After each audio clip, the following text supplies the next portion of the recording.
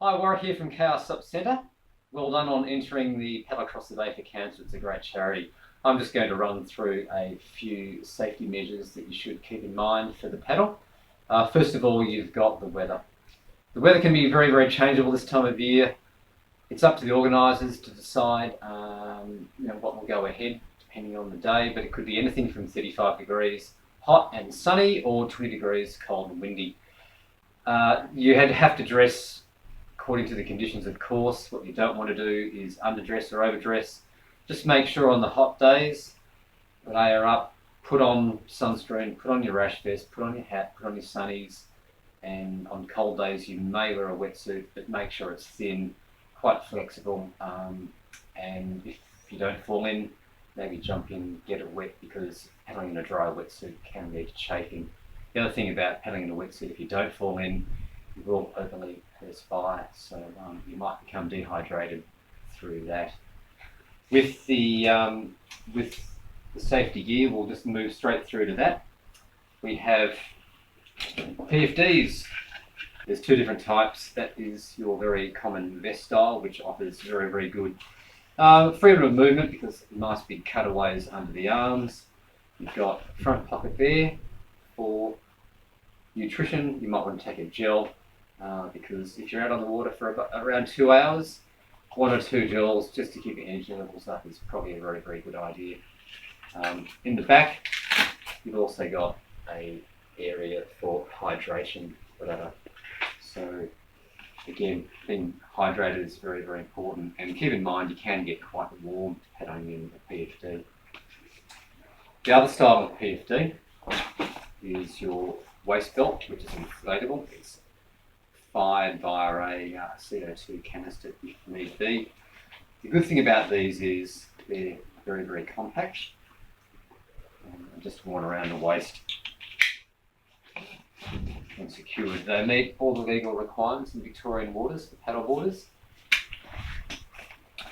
If you do purchase one of these, it's a very, very good idea to familiarise yourself with its operation. So making sure you know how to pull the cord, pull the vest down, put it over your head, and where the ripcord is for the CO2 canister, because if you're in trouble, you need to go and activate these easily. On the safety aspect, you've always got to be attached to your board. So your basic leash comes in a couple of different varieties. My preferred one is the coil because it's nice and short. It's not meant for being used in waves, but the good thing is it mounts just below the knee and it doesn't drag in the water. So if you're paddling in areas where there might be seaweed or right near other people, it won't snag. Your standard leash is your straight one as opposed to the coil. Generally these are about 8 to 10 feet in length and come with standard Velcro ankle strap. Again, it's a good idea to know how to use these. I know it sounds a little bit obvious, but knowing if you have to, where the tab is to pull it off in case of an emergency. Other important features that you might want to think about, the organisers might ask you to carry a phone. It's a good waterproof phone case. That style of case here is tested at 3 metres. You can also put your car keys in there as well, and that's just your more basic phone case there, which will just take your phone. You can use your phone through the case. All of these membranes will still allow you to operate the screen, which is good. If you're using one of these, it's a good idea to have something around your neck. So if you take your phone out to take a happy snap of your mate on the water next to you, you don't drop it into the water. These are about $35. I think they're a great investment and they're very well made. On the attire, if you do wear any sort of wetsuit style top, this is one that I favour. Why? Because it's only 0.5 mil thick, so it's quite thin. It does have a very, very good and warm fuzz on the inside. The other thing about this is it dries very, very fast. So if you do fall in, it only holds about 5% water. Again, it's legless, nice and easy to move. You can easily put garments over the top to keep the wind off your arms, but the main thing is it keeps your chest, torso, kidney area nice and warm.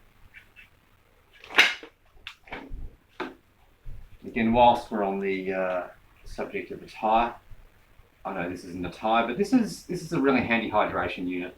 The other thing about it is it's nice and compact. You can see with the way it's cut, you won't even know that you've got it on. It holds about a litre of water and it's really easy to access the drinking tube.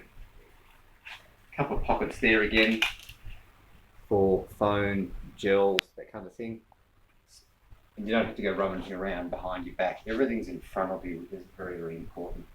So that's my favourite hydration unit, about $9 good investment. And last of all, hopefully it won't happen to you, but if you do get into trouble, there is a universal distress signal that's recognised by all the water safety people that are out there. It's simply kneel on your board, put your paddle down, and put both hands over your head and you'll wave.